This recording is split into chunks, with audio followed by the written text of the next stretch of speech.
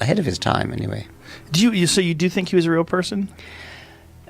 Most of the scholars I've talked to say he probably was. The evidence is not great, of course, but I think I don't think it's that big a deal, actually, because a wandering preacher called Yeshua or Yehoshua would not be surprising. I mean, it's a common name, right? And there are plenty of wandering preachers. If you could just give us just a little summary on your take on the mythicist position and whether you think it's plausible or not and why.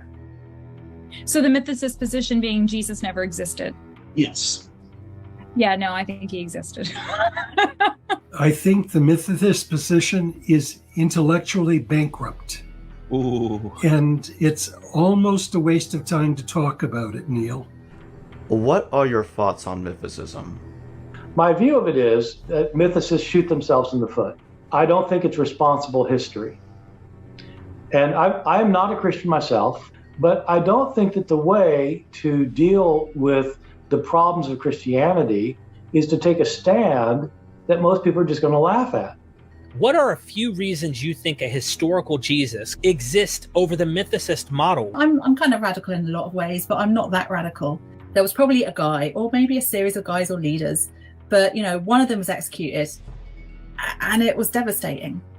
I don't think he resurrected from the dead. But it's more probable than improbable that some guy existed and was executed. I have atheist professors, I have Jewish professors, I have Muslim professors and Christian professors. The universities are not filled with apologists, are not filled with systematic theologians. And you cannot walk into a university currently and find any professor of New Testament or ancient history who does not believe in the historical Jesus. Let's start with the letters of Paul, which are written by a Pharisaic Jew who never met Jesus, never claims to have met Jesus. But he's also not arguing that Jesus existed. He's not arguing with people who don't think Jesus existed. That's not the conversation that's happening. He is actually confronting other Christians who are citing the teachings of Jesus against him. Look at Paul on marriage in 1 Corinthians. Look at Paul on whether or not teachers deserve to be paid for their work. And these are places where Paul cites the teachings of Jesus and says, I know Jesus taught that, but I have reasons to do other things in these cases.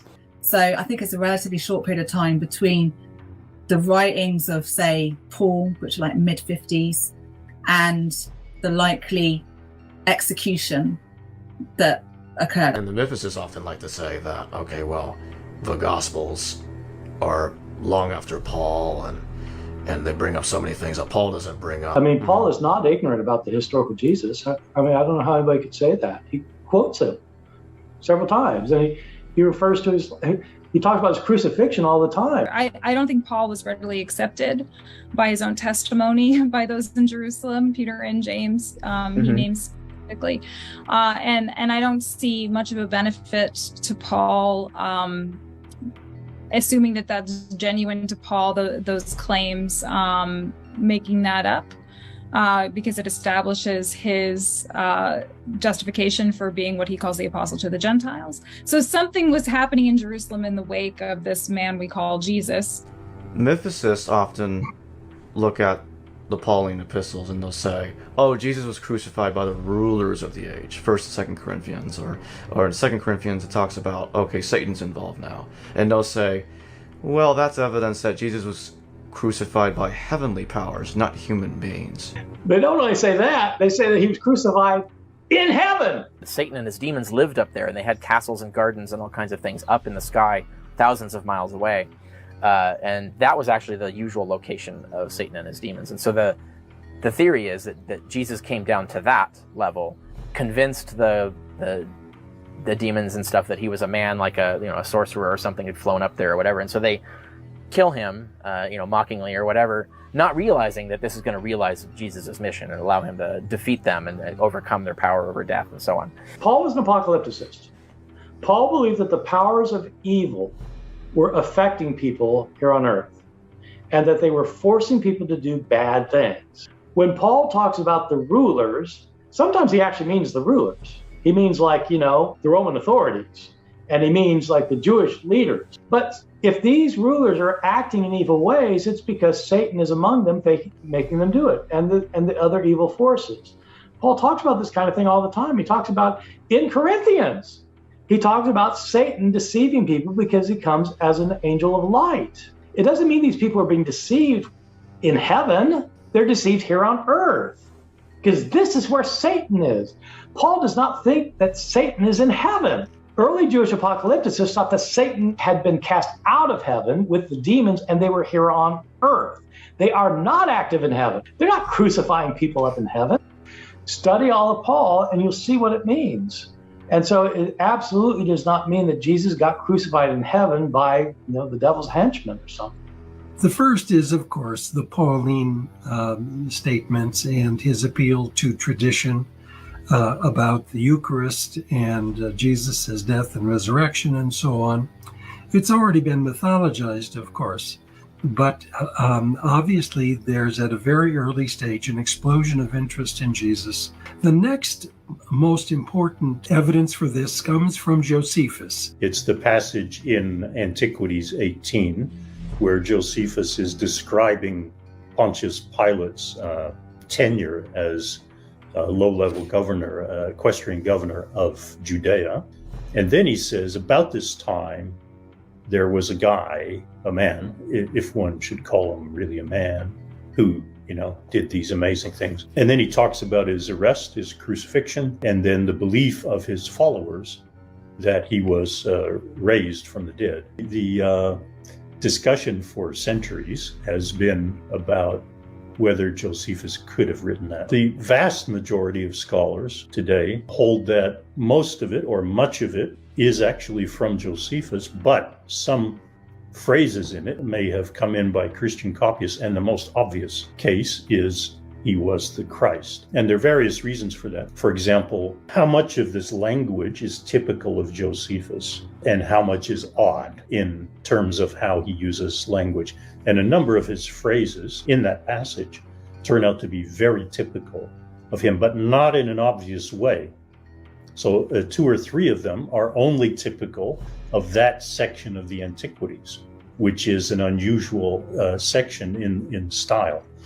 So that's quite interesting, because if you said, it was a forger, a Christian, copyist who just stuck the whole passage in, well, he didn't do it in a very simple way. He would have had to do almost miraculous levels of research in ancient terms, because they didn't have the tools we have, the digital tools to search phrasing and things like that. Another consideration is that in Antiquities 20, there's a passage that refers to Jesus' brother, James. There are scholars who dispute its authenticity, but not nearly so many at all, because it looks like it fits quite well in Josephus's whole way of narrating. And James, the brother of Jesus, is quite incidental also. His name is incidental to that passage. Moreover, he's introduced in a very casual way as just one of a bunch of people whom a certain high priest decided to execute while the governor was away. So if that passage is authentic, and it begins by saying one of the guys that he executed was the brother of the one known as Christ, it suggests that he'd already referred to a Jesus known as Christ. You mentioned the note by Josephus about Jesus' brother James and 10 others who were executed for violating Torah. I think that is historically reliable, and attempts to sidestep it, I think, are simply special pleading in order to sustain the conspiracy theory we call mythicism. Now, of course, the story of Jesus became mythologized. No serious historian is going to think that Jesus walked on water or spoke to the dead or even rose from the dead. And so I think that is an indication that there are too many arguments to say that there was a man named Jesus. Do I think he looks like the gentleman that we have presented to us in the Gospels. No, I do not. Yeah, but I do think he. We know there are lots of these kinds of figures wandering around. Honey, the circle drawer, is one of my favorites. You know, he had his methods, basically drawing circles and standing in them. But, you know, the kind of John the Baptist, Jesus thing, that looks to me like a massive kind of polemic as a way of trying to say, what's the relationship between these two figures? You know, John the Baptist had his head cut off. This Jesus guy, you know, was crucified. So you've got two kind of executed figures who have been brought together. That to me suggests that there's somebody is trying to reconcile these two popular kind of cult leaders. We know that Judaism is a hybrid phenomenon in the first century that had enormous energy. And behind that energy is a character that we now know as Jesus of Nazareth. And it's very hard to explain that explosion in going in two directions, one in a Jewish direction and the other Greco-Roman direction, unless you have a character whose memory was so fantastic and sensational that people tried to attach their own ideologies to it. Again, let me emphasize, I'm trying to approach this as a historian. I do get exasperated with mythicists because mythicists and I agree on a lot of things with a lot of things, actually, about religion and about the damage that it can do. But arguing that Jesus himself is a myth is just shooting yourself in the foot because it's just not credible historically. And so there are better strategies, in my opinion. Every time I say this, people get all upset with me, and I get it. And they think I'm being an elitist, and I'm just, you know, I think that there are better ways to do I think there are better ways to do it. And I don't think it's responsible history myself.